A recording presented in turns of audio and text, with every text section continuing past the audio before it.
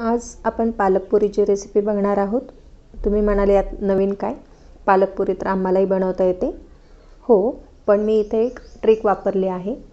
ती ट्रिक वापरून आपण ही पालकपुरी बनवणार आहोत। इथे मी 2 वाटी गव्हाचं पीठ घेतलेलं आहे, अर्धी वाटी बेसन 1 वाटी बेसन घेतलेलं आहे आणि अर्धी वाटी तांदळाचं पीठ घेतलेलं आहे। तांदळाचं पीठ ही या रेसिपीमधली ट्रिक आहे।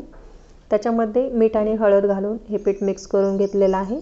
नंतर पालकाची पानं, हिरवी मिरची, कोथिंबीर, ओवा, जिरं हे याची पेस्ट करून घ्यायची आणि हे घालून एक चपातीचा गोळा मळतो तसा आपण गोळा मळून घ्यायचा आहे।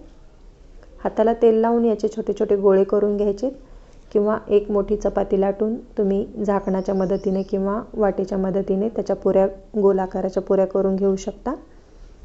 या पुऱ्या आपल्याला जास्त जाड किंवा पातळ लाटायच्या नाहीत। मध्यम आकाराच्या किंवा मध्यम जाडीच्या ह्या पुऱ्या आपण लाटून घेणार आहोत। हे करत असतानाच मी गॅसवरती लोखंडाच्या कढईमध्ये तेल गरम करण्यासाठी ठेवलेलं आहे। तेल आपल्याला मध्यम गरम करून घ्यायचे। जास्त गरम तेलामध्ये जर पुरी सोडली तर ती आतून कच्ची राहते। नेहमीची पुरी आपण जशी तळतो त्याच पद्धतीने आपल्याला पालकपुरी सुद्धा तळून घ्यायची आहे। बऱ्याच वेळा बऱ्याच जणांची पालकपुरी आतल्या बाजूने कच्ची राहते आणि ती एकदम कणिक खाल्ल्यासारखी लागते। तांदळाचं पीठ वापरल्यामुळे आपली पुरी एकदम कुरकुरीत होते आणि टम्म अशी फुगते आणि तेलकट होत नाही।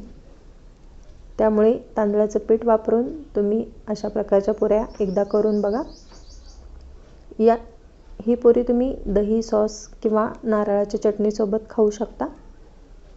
तुम्हाला हा माझा व्हिडिओ आवडला असेल तर नक्की लाईक करा, शेअर करा आणि माझ्या चॅनलला सबस्क्राईब करायला विसरू नका।